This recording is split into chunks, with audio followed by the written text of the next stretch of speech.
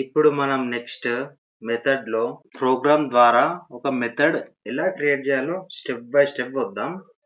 So మీరు first ఒక class తీసుకోండి. If you are watching our channel for the first time, please subscribe our channel and like the video and make sure that turn all the notifications on. New ఇక్కడ class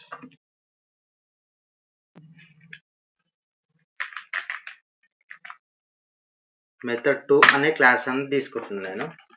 so మనం ఎప్పుడు ఎక్కడ రాసినా కూడా classes అనేటివి మనకి చాలా important. ఇప్పుడు క్లాస్లోనే మనకు మెయిన్ మెథడ్ ఉంటుంది, నార్మల్గా మెథడ్స్ కూడా అవే రాస్తాం. మెయిన్ మెథడ్ అనేది కూడా ఒక మెథడే. ఫస్ట్ మనం ఏం చేద్దాం, ఒక మెయిన్ మెథడ్ రాసుకుందాం. String arguments. ఓకే, ఇక్కడ మళ్ళీ ఓపెన్ క్లోజ్ చేశాను కదా, అది బ్లాక్స్. ఇది ఓపెన్ చేశాను కదా బ్రాకెట్, ఇక్కడ క్లోజ్ చేశాను కదా, అదంతా బ్లాక్. సో ఇప్పుడు మనం మెథడ్ రాద్దాం. ఇప్పుడు ఒక ప్రోగ్రామ్ తీసుకుందాం అనుకున్నాం కదా, ఆ ప్రోగ్రామ్ పేరు ఇక్కడ కామెంట్స్ రాస్తాం. Finding even number. సో ఇప్పుడు మనం ఒక మెథడ్ అనేది రాద్దాం. మెథడ్ పబ్లిక్, రిటర్న్ టైప్ వచ్చేసి void, public void even even capital M. Okay, even number open bracket close bracket. Next ఇక్కడ బ్లాక్ ఓపెన్ చేశాను. ఇప్పుడు ఇక్కడ చూడండి, క్లియర్గా అర్థం చేసుకోండి. పబ్లిక్ ఎక్కడ నుంచైనా యాక్సెస్ చేసుకోవచ్చు. వాయిడ్ అనేది రిటర్న్ టైప్. ఆ రిటర్న్ టైప్లో మనము system.out.println అని ఉంటుంది కదా, అది రాసుకోవచ్చు. మనం దాంట్లో వాయిడ్ అని ఉంటే మనము ప్రింట్ స్టేట్మెంట్ రాసుకోవచ్చు. సో నెక్స్ట్ ఇక్కడ ఈవెన్ నంబర్.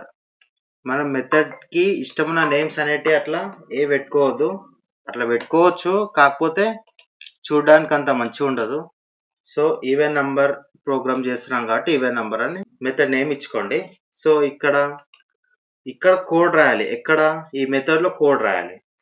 కోడ్ ఎలా రాసాం, ఇఫ్ నంబర్ కదా. సో ఇక్కడ మనకి ఏం మిస్ అయింది, నంబర్ అనేది మిస్ అయింది. నంబర్ ఏంటి, ఇంట్ నమ్ ఈక్వల్ టు 20. ఓకే, ఇప్పుడు 20 అని తీసుకున్నాం కదా. ఇఫ్ నమ్ మాడ్యులస్ 2 ఈక్వల్ టు 0. ఒకవేళ అది 0 అయితే ఏమవుతుంది, ఇక్కడ రాద్దాం. System println it is even. Okay, it is even అవుతుంది. అది కాకపోతే నెక్స్ట్ ఎల్స్లో నాట్ అన్ ఈవెన్ నంబర్. ఇక్కడ ఆడ్ నెంబర్ అని రాసుకోవచ్చు, కాకపోతే ఫైండింగ్ అండ్ ఈవెన్ నంబర్ అని ఉంది కదా. క్వశ్చన్ కేర్ఫుల్గా గమనించండి. ఫైండింగ్ అండ్ ఈవెన్ నంబర్ అని ఉంది కదా, సో అందుకే ఇక్కడ ఆర్డర్ కూడా రాసుకోవచ్చు. సో మా క్వశ్చన్ తగ్గట్టుగా it is not uneven number అని రాస్తున్నా. సో ఇప్పుడు మనం ఈ ప్రోగ్రామ్ని రన్ చేసి చూద్దాం. ఒకసారి కన్సోల్ పైనకి తెస్తున్నాను. ఇప్పుడు చూడండి, ఇక్కడ రన్ అని చేస్తున్నాం. సో రన్ చేశాను. మన ప్రోగ్రాంలో ఎర్రర్ అనేది అసలు ఏం లేదు, కాకపోతే ప్రోగ్రామ్ అనేది రన్ కాలేదంటే రన్ అయింది, కానీ ఏది ప్రింట్ కాలేదు.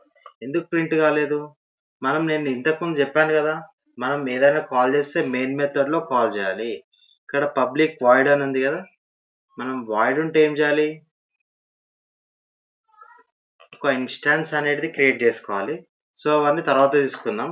ఇప్పుడు మెథడ్ వచ్చేసి స్టాటిక్ అని పెట్టుకుందాం. ఓకే, స్టాటిక్ అని పెట్టుకున్నాం కదా. ఇక్కడ ఒకసారి కాల్ చేద్దాం. కాల్ ఎలా చేయాలి,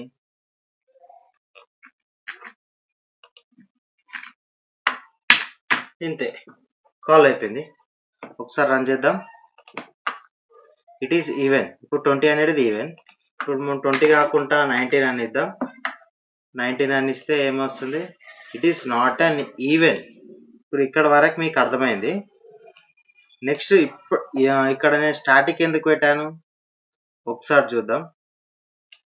స్టాటిక్ అని తీసేసి చూస్తా. స్టాటిక్ అని తీసేసాను కదా. ఇప్పుడు రన్ చేసి చూస్తున్నా. ఇప్పుడు రన్ చేసి చూసేది, cannot make a static reference to non static method. ఇక్కడ మనకు మెయిన్ మెథడ్ అనేది స్టాటిక్ ఉంది కదా. సో ఓకే, స్టాటిక్ ఉంది main method. Cannot make static reference to non static. ఇక్కడ మనకి ఇక్కడ మెథడ్ అనేది ఏంది, నాన్ స్టాటిక్ అని ఉంది కదా. సో మనం స్టాటిక్ ఏవైతే మెథడ్స్ ఉంటాయో అవి స్టాటిక్ దాంట్లో వాడుకోవచ్చు. ఇక్కడ స్టాటిక్ అని లేదు కదా, అందుకే మనకి ఇది అవుట్పుట్ ఎర్రర్ అని వచ్చింది. ఇక్కడ స్టాటిక్ అని పెడతాను. ఇప్పుడు చూడండి. ఇప్పుడు రన్ చేస్తే ఇట్ ఈస్ అన్ ఈవెంట్. ఇప్పుడు స్టాటిక్ లేకుండా కూడా వాడుకోవచ్చు. అది వాడుకోవాలంటే రిఫరెన్స్ క్రియేట్ చేసుకోవాలి. మెయిన్ మెథడ్‌లో రిఫరెన్స్ క్రియేట్ చేసుకోవాలి. అది ఎలా క్రియేట్ చేసుకోవాలో మనం నెక్స్ట్ వీడియోలో చూద్దాం. If you are watching our channel for the first time, please subscribe our channel and like the video and make sure that turn all the notifications on.